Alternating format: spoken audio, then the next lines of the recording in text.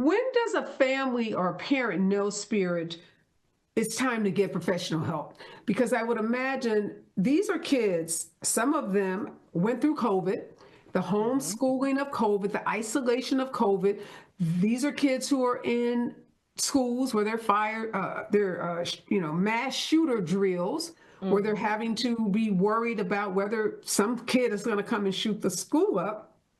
And now fires, the Mhm. instability of, their homes are gone, their backpacks are gone, their bicycles, their computers, everything that was a part of their world has been, destroyed by these Mhm. fires. So when does a family know this is not just, acceptable levels of sadness? This is moving Mhm. into diagnosable depression. Well, first and foremost, I would say that the parent doesn't even have to know any of that in order to recognize my child has had impact, has had exposure to, whether it's direct exposure as a victim impacted or by indirect exposure. I'm watching this on the news and it's being absorbed by my child.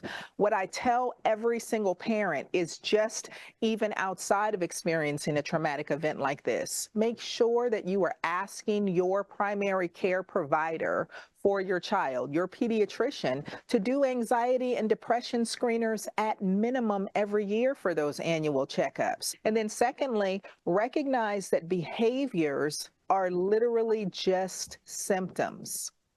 If you recognize that your child is not sleeping well, or they're more irritable, they seem more cranky, or they're withdrawn, or on the other end of the spectrum, all of a sudden they're chatty Cathy, they're the life of the party, they're a busybody, they're constantly fidgeting, their diet has changed for better or worse, they're eating more or they're eating less, they're different somehow. Recognize it's because they've had a different experience and they may be having some difficulty processing it. I would say that there is not one person who has not been deeply, directly impacted by this circumstance now that does not need to sit in front of a mental health professional, even if it's not just one time. You said something so important that I want to repeat it. Everyone impacted should connect with a mental health professional. That is incredibly good advice. And I hope that people will take heed and do that.